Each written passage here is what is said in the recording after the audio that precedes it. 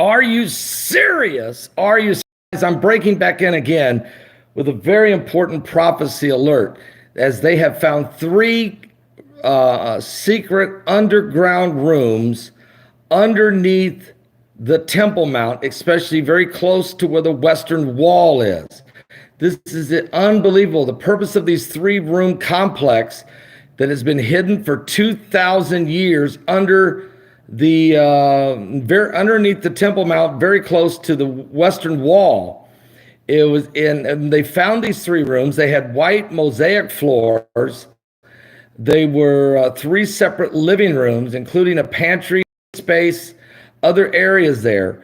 And these were being occupied, they believe, by potentially Jewish priests that were hiding during the time of the destruction of the third temple. Now, we know that when the third temple happened in 70 AD, just before it happened, that the sacred incense of the third temple, a lot of it was taken out to the Qumran caves and were hidden there. And that was discovered by, of course, Vendell Jones. And I've done a complete documentary on that called The Secrets of the Sacred Incense, and how they deciphered the copper scrolls, and how they eventually led them to the caves out there in the wilderness out there, not far from the Dead Sea Scrolls. And when they found the 1,500 pounds of sacred incense that's used for the prayers on the golden altar in the holies of the temple, that inside the 1,500 pounds of incense hidden in this cave was a Roman coin dated 67 AD, which means they were hiding the 15 pounds of sacred incense because they felt that the destruction of the temple was near, and they started hiding the incense 3 years in advance. Well, these three rooms were directly under the Temple Mount, secret compartment rooms of hiding. Now, we also know, and I've talked to Rabbi and I've talked to extensively with Rabbi Harry Moskoff and several others, that under the Temple Mount is where the Ark of the Covenant is being stored today. Ron Wyatt, who did a tremendous excavation and located what he believed to be the Ark of the Covenant over near Golgotha, may have been the Ark of the Covenant. It may have been moved, but it may not have been. There's always a discrepancy about that. But the bottom line is this: we know for sure, according to all of the leading rabbis and leaders within the Knesset, and I've been in the Knesset, I've met with a lot of different people there, including Knesset members, that the Ark of the Covenant is underneath the Temple Mount. It's sealed in secret compartments. And they're looking, guys, and they're not looking for the Ark of the Covenant. They know where that's at. But they're looking for what else might be still under there. For instance, you still got some potential artifacts or golden vessels or things from the Temple Mount period, okay, that could actually still be buried there. There's a lot of excavation, a lot of work has been going on, and so we're going to stay on top of all this. Let me give you some more information about that. Give me a second here to get the camera in the right position so I can talk to you a little clearer here. But here's what they're saying. You got to understand that 2,000 years ago, they knew it was coming, that the destruction of the third temple was coming. There was no doubt about it. They were very concerned about it. I'm just trying to get my camera straight. A singular 2,000 years ago, this subterranean three rooms were hiding underneath there. And I found these rooms. I want to show you some pictures actually from inside the rooms now, where the mosaic floors are and what have you. So give me 1 second here to work with the camera. But there you'll see here, they're digging in there, and there they uncovered the mosaic floors within these three rooms. You can see there's a lot of work going on as they're digging and clearing and cleaning.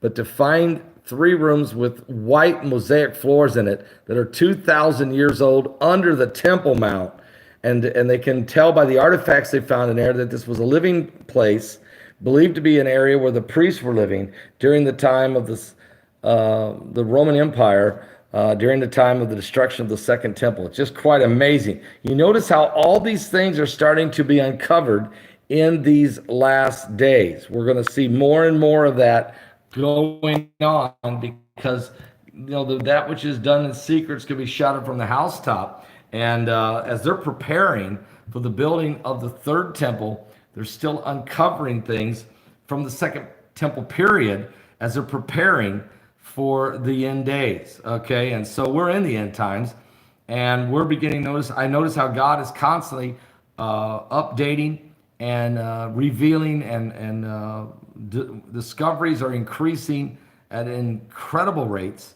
And so these rooms one room was 2.5 meters by 4 meters. One room was 2.5 by 2.5 meters. And the third room, which is still being excavated, appears to be 2.5 by 2.5 meters. Okay. So, these 3 rooms were occupied during the floor, and they also had a little bit of a stairway to get to them, to each other, certainly, and they were hidden so well that nobody could find them for 2,000 years. They've also discovered all kinds of little lamps for burning of oil, so they could see, also some pottery for food that they could eat with. All of this has been discovered here and being released now, because they're preparing for the building of the third temple. So as we get closer, guys, if you're studying Bible prophecy, go to Matthew 24. You begin to read that we're watching all these things. And yeah, like I said, Ron Wyatt believed to have found the Ark of the Covenant over near Golgotha. And there was a lot of talk about that at that time, and that was in the late 80s. I think someone just said 1988. It was somewhere in that area. And it was in 1992 that Vendel Jones discovered the sacred incense in the Qumran caves. And that incense was to be put on, that's what they put on the golden altar in the holies when they would pray, and the incense would go straight up into heaven, and they were hiding the incense. So as these compartments are being revealed and being discussed, we know the Ark of the Covenant has been secured. One of the things that Rabbi Yehuda Glick told me, said, Paul, without a doubt, we have the Ark of the Covenant. We will bring it out for the third temple when it's finished, when the time comes. And Harry Moskoff confirmed that. There are several others that know about where they've sealed it up and put it. So they've got it sealed and ready. So what does this all mean? Well, it means we're coming to the end. It means that Jesus Christ of Nazareth, the King of Kings, the Lord of Lords, is going to return, and he's coming after those of you and I that are ready. And so all I'm saying is, I'm bringing it up again. We're living in the last days. Here we are coming up on the Feast of Pentecost, and we're going to be we are lifting a special Pentecost offering. It's going to be so unbelievable, folks. What we're going to do is pray for the power of God. God is going to, some of you need an immediate answer to prayer. Some folks need an answer now. And much like Pentecost, when they were all in one mind and one accord, there came a sound from heaven like a rushing mighty wind, and it filled the house where they were sitting. Suddenly, God showed up on the scene, and we're living in those times now. What about Jim Barfield? Jim Barfield has been studying on the Copper Scroll for a long time, but it was actually Vendel Jones that found the sacred incense after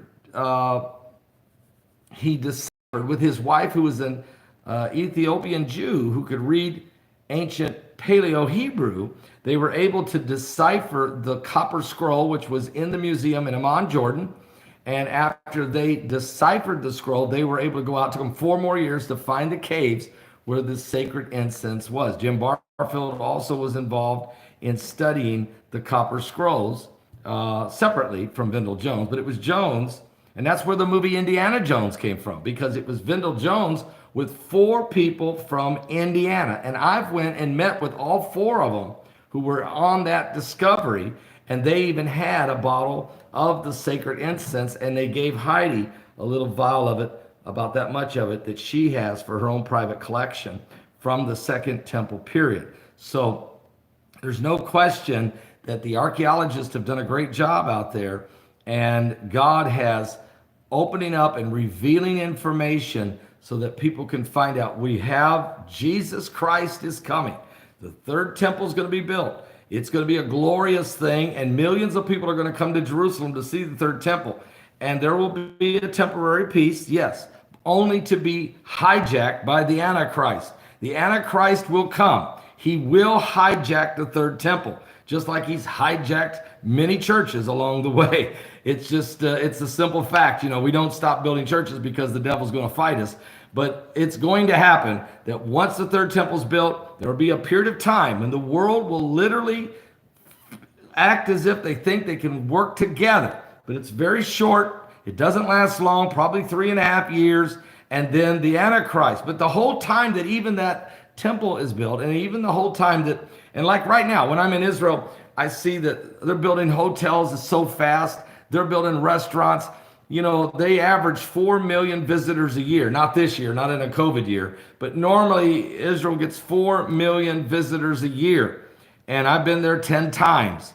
But when the third temple's built, they're anticipating somewhere between 30 and 50 million visitors.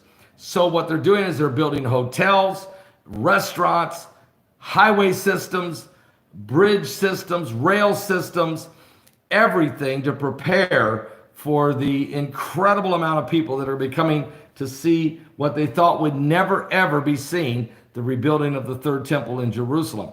But again, that will be a short period of success and peace. It's a temporary peace. It won't survive. Jesus Christ is the Prince of Peace.